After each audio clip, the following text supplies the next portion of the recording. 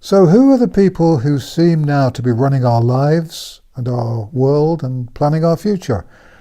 I've made a list of some of the people who would go onto my personal list of the most dangerous people on the planet. The folk I wouldn't like to have round to dinner if I were the sort of person who liked having strangers round to dinner, which I'm afraid I'm not.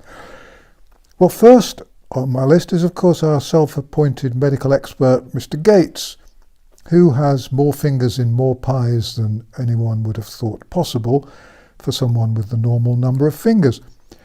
The other day we asked our television set if Bill Gates is a psychopath. The answer from the voice inside the television was, on Wikipedia he is referred to as a pure psychopath. That was our TV set's opinion, not mine. But what can you say? It seems that even television sets have a view on Mr. Gates these days. If there's something nasty and threatening going on anywhere in the world, the chances are high that Gates has invested in it. Gates has been funding scientists at Harvard who are trying to block out the sun's rays in an attempt to stop global warming. If you haven't heard of this before, just stop and think for a moment. The scientists want to spray millions of tons of dust into the stratosphere to stop the sun's rays reaching the Earth. One plan is that every day more than 800 large aircraft would lift millions of tons of chalk dust to a height of 12 miles above the Earth and then sprinkle the dust to stop the sun's rays getting through. Another plan is to send up hot air balloons to release powder into the atmosphere. There are, you won't be surprised to hear, a couple of problems with this. Obviously, the first is that no one's yet proved that global warming is taking place and is anything more than a natural phenomenon, even if it is. Moreover, there are a lot of scientists who believe that we're heading into a phase where the planet is actually cooling. And there are those who think that the Gates money and the scientists throwing powder into the sky could help to create droughts, hurricanes and mass deaths. It seems fairly well agreed that altering the atmosphere to cool the planet could have unpredictable effects. In 1815, a volcanic eruption created crop shortages and disease outbreaks. Some might say, of course, that all this could be considered a bonus by a man who wants to reduce the world population. No one seems to have told him, by the way, that 800 large aircraft taking off every day and flying to 12 miles up would require a good deal of aviation fuel. And what sort of dust are they planning to have sprayed? Well, some say calcium, but I've also heard talk that barium, alumina and strontium might be used. Whatever it is won't improve the quality of the air we breathe. Bottom line is that this seems to me to be a way to reduce the world's population rather than to protect it, all in the guise of dealing with the climate change hoax. And then there's George Soros. Let me tell you something about George Soros. He's a man who has apparently admitted that he's here to make money, and he's done reasonably well at it. He's alleged to have $25 billion in his piggy bank.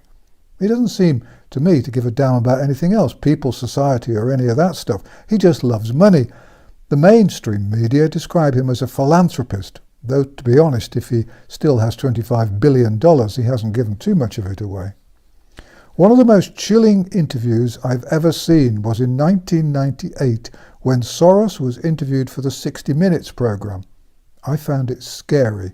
Soros admitted that when he was a teenager, he worked with the Nazis to confiscate property from the Jews. Did he feel bad about it? Was it difficult? Not at all, he said. He felt no guilt. I can't remember whether he actually said it or not, but the implication seemed to me to be clear. If he didn't do it, someone else would have done it. These days, Soros is rumoured to give money to the Black Lives Matter and to Antifa. Now, why would he do that? Is there perchance profit to be made? Could it be perhaps that he's deliberately trying to eradicate our history by pulling down statues and stir up trouble so that it's easier to break down society ready to accept the global reset he and his co-conspirators are so keen on? I have no idea.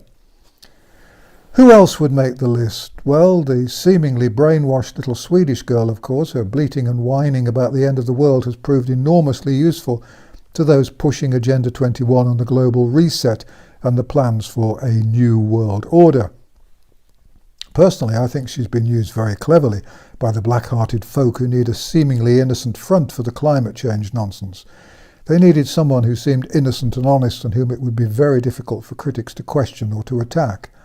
How the devil can you ask serious questions of a little Swedish girl who looks to be about 7 years old and very earnest? But she and all the other Greens definitely go onto my list of people I'm afraid I don't like. Oh, and I include Greenpeace in there too. Let me tell you a little something about Greenpeace, gold medal winners of my Sanctimonious Organisation Year Award for the last 287 years. Greenpeace campaigns to have the world's oil left in the ground, but in 2014 a Greenpeace senior executive was reported to have been commuting by plane for 2 years. The employee who had been flying regularly from Luxembourg to Amsterdam was defended by the executive director of Greenpeace UK, who seemed to think it was acceptable for the employee to fly so much so that he could balance his job with the needs of his family. In February 2020, Greenpeace bought a full-page advertisement in the Financial Times to reprint a letter that the executive director of Greenpeace UK had sent to BP, the oil company. The letter, demanding an end to the use of fossil fuels, was in my view the most arrogant letter I've ever read. I can only assume that Greenpeace would nevertheless like BP to continue making a small amount of fuel available for planes used by its employees. That level of hypocrisy seems to me to be so great that it's impossible to measure. Next on my list, and something of a newcomer, goes the boss of the Metropolitan Police in London. On the day before it became the law that English citizens had to wear masks in shops, for no very good reason that I could think of, Cressida Dick, the police commissioner for the Metropolitan Police in London, and not, as far as I know, a doctor of medicine, was reported to have said that the police will only enforce the law on wearing masks as a last resort. "My hope," she was quoted as saying, "is that the vast majority of people will comply, and that people who are not complying will be shamed into complying or shamed to leave the store." Close the quotes. Of course, as we should all remember, Cressida Dick should know all about shame. She was, of course, the officer who made the decision for the police to shoot a young innocent Brazilian man in 2005.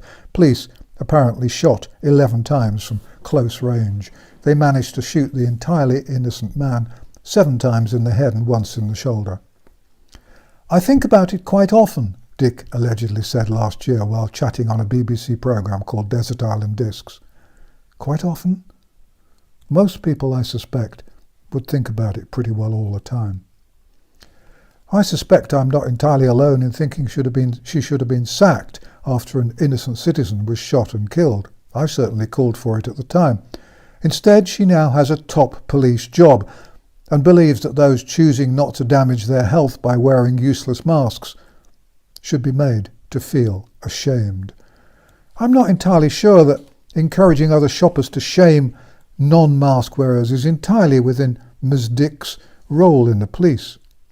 And does this woman not realise that the government has made it clear that people with health problems, including anxiety, do not have to wear masks, and nor do young children? Is she suggesting that these individuals, who may be fearful for many reasons, be deliberately shamed? Are the police officially suggesting that patients with respiratory and heart disease be deliberately shamed? Is Dick suggesting that those with mental health problems be shamed?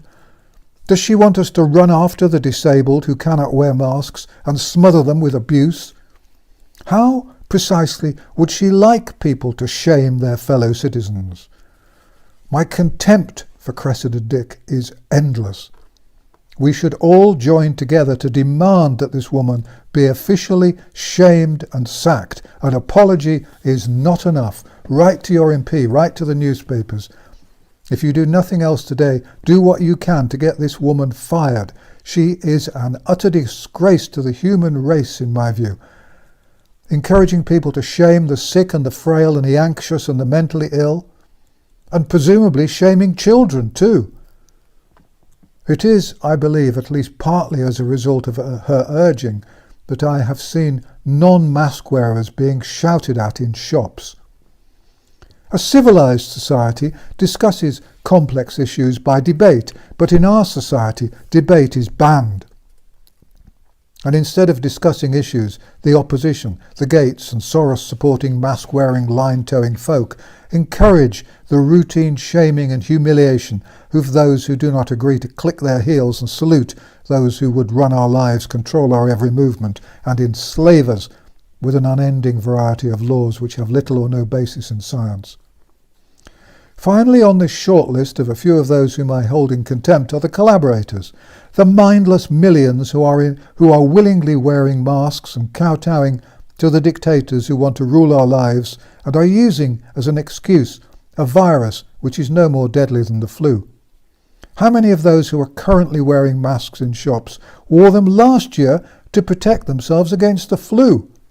And if they didn't wear masks to protect themselves against the flu, why didn't they? The risks were then much as they are today. However, our main enemies in this war are not Soros, Gates, the little Swedish girl, Dick, or the rest of them. Our main enemies are the collaborators who are too damned lazy to seek out the truth for themselves. I reserve my greatest contempt for them. It's our bloody country, and we want it back. Thank you for watching An Old Man in a Chair, and thank you for your support and encouragement. If you can click the thumbs up button and maybe even write a little comment, it will help keep the videos alive. Please copy and share these videos on Twitter, Facebook, BitChute and any other platform you know of. If you want to put on a translation, that's fine.